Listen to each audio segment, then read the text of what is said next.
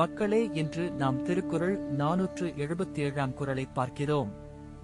இது திருக்குறளின் பொருட்பால் பகுதியில் உள்ள அரசியல் என்னும் இயலில் இடம்பெற்றுள்ள வலியுறுத்தல் அதிகாரத்தின் 7 குறள். ஆற்றின் அளவறிந்து ஈக அது பொருள் போற்றி வழங்கும் நெறி.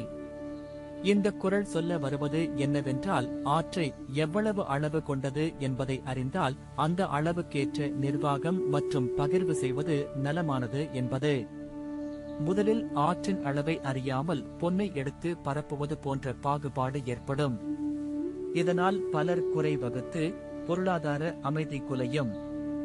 உதாரணமாக, ஒரு நிறுவனம் தனது லாபம் அதிகம் ஆனால் ஊழியர்களுக்கு சீரான ஊதியம் வழங்காமல் இருப்பது. அது நிறுவனத்தின் வளர்ச்சியை மட்டுமல்ல, சமூக நம்பிக்கையையும் குலைக்கிறது. மற்றொரு உதாரணம், ஒரு குடும்பம் அதிக செல்வம் கொண்டிருக்கிறது, ஆனால் அருகில் உள்ள வறுமை நிலையில் உள்ள குடும்பத்திற்கு உதவி செய்யாமல் தனியாக செலவிடும் போது இது சமூக சமநிலையை பாதிக்கும்.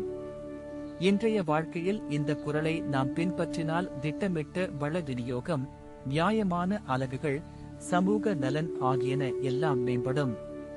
உதாரணமாக, அரசு ஆண்டு பட்ஜெட்டை ஒவ்வொரு துறை தேவைக்கு ஏற்ப ஒதுக்குவதில் திறமையான அளவீடு மூலம் நிதிகளை பயன்படுத்தலாம்.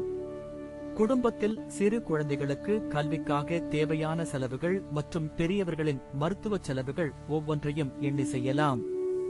அதனால் ஒவ்வொரு நபரும் மற்றும் நிறுவனமும் தங்கள் வளங்களை அதிகபட்ச பயனில் பயன்படுத்த முடியும்.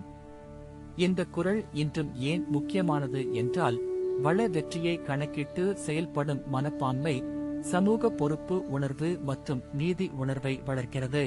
அது நம் சமூகத்தில் நீதி, நம்பிக்கை மற்றும் ஒற்றுமை உருவாக்கும் அடிப்படை ஆகும். இது போன்ற நெறிமுறைகளை கடைபிடித்து நம் வாழ்க்கை மற்றும் நிறுவன மேலாண்மையில் கூடுதல் பொறுப்புடன் நடந்தால் அனைவரும் வளத்தை அனுபவித்து வளர்ச்சி தரப்படுகிறது. இதுவே திருக்குறள் மிக அழகாக எடுத்துக் கூறுகிறது. ஆற்றின் அளவறிந்து ஈக அது பொருள் போற்றி வழங்கும் நெறி. அடுத்த அதிகாரத்தில் மீண்டும் சந்திப்போம்.